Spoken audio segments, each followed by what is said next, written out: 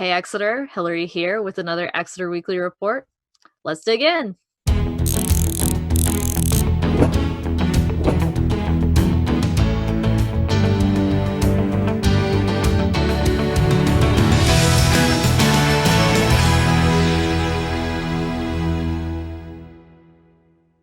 Here is what's new on Exeter TV this week. This week, Exeter TV has added a new Rambling Richard episode. Well, good afternoon to you. Good afternoon. I'm Richard. New Tree, Energy, and Water Sewer Advisory Committee meetings, as well as Open Space Subcommittee and Housing Advisory Committee meetings, and as always, a new Exeter Weekly Report. Next up, we have a preview of our interview with Donna Cross about her experience overcoming diabetes. Hi, I'm Donna Cross. I decided around during the time of the pandemic that started to start an online blog. And I have been thinking about doing this blog for a while, hemming and hawing, going back and forth with myself. But once the pandemic hit and I couldn't work, still not working, I decided, well, this is a good time to get started. I got some extra time on my hands. So I figured I'd look into it. And the other thing that kind of spurred me into deciding to start the blog at this time was that I had been watching TV quite a bit and listening to the radio and going on social media. What I had noticed was a common theme was that a lot of people out there were taking this time of crisis of not properly taking care of themselves, not practicing good self-care.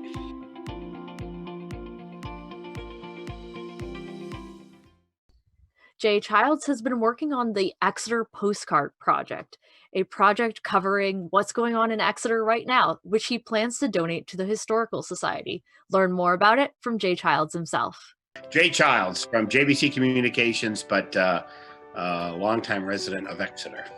Like a lot of people in creative services, the pandemic, when it hit, when things started shutting down, my business was, a lot of things were canceled or postponed or moved back.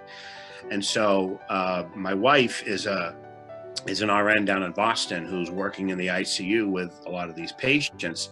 And, with a lot of people is the definition of an essential worker. And, I understand that with what I do, maybe not as much. And so I was trying to find a way to be useful, for while this was all kind of breaking. And I thought, well, this time in Exeter is kind of unprecedented in many ways and should be documented. We should see, how Exeter has responded. So I just started shooting, interesting things and shooting in some ways the emptiness, the emptiness of what Exeter became with all of this going on. But I also didn't want to saddle it with a lot of message. There's some very interesting signs I saw on some of the stores that were closed. I interviewed some people associated with some of the small businesses and organizations in town. And for this first piece, just really wanted to make it a postcard, not try to have too much messaging involved, just kind of reflect on Exeter during this time and let people see it. I do love my hometown and feel very connected with a lot of the people that are here, even though we're not connected in this moment. But I am going to try to put some of those interviews together, not overly edit them, because in the end, what I want to do is donate that footage to the Historical Society and just have it there. So hopefully 20 years from now, people can look at it and get a better understanding of what Exeter looked like.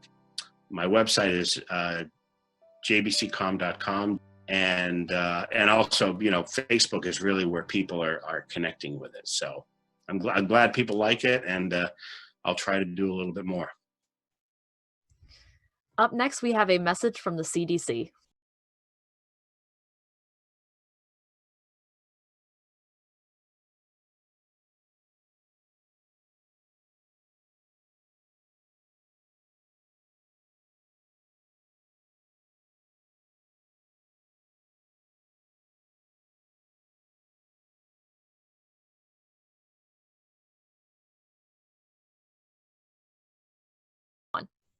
Our last video today is about what the NHSPCA is doing now.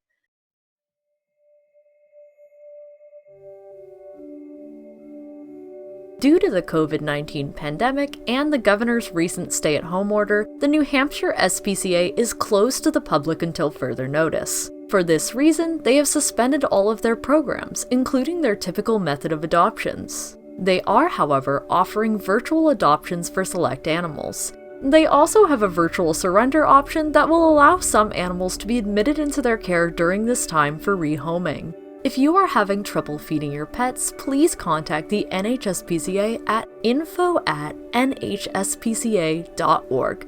They're here to help. For more information about the NHSPCA and their programs, check out their website or Facebook page.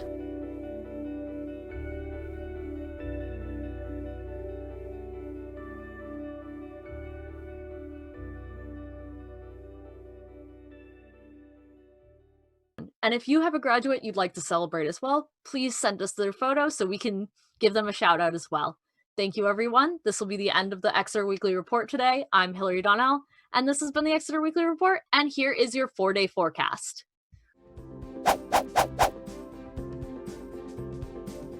Friday will be rainy, with a high of 63 degrees and a low of 50 degrees. Saturday will be partly cloudy, with a high of 63 degrees and a low of 45 degrees. Sunday will be mostly cloudy, with a high of 63 degrees and a low of 47 degrees. Monday will be rainy, with a high of 54 degrees and a low of 47 degrees.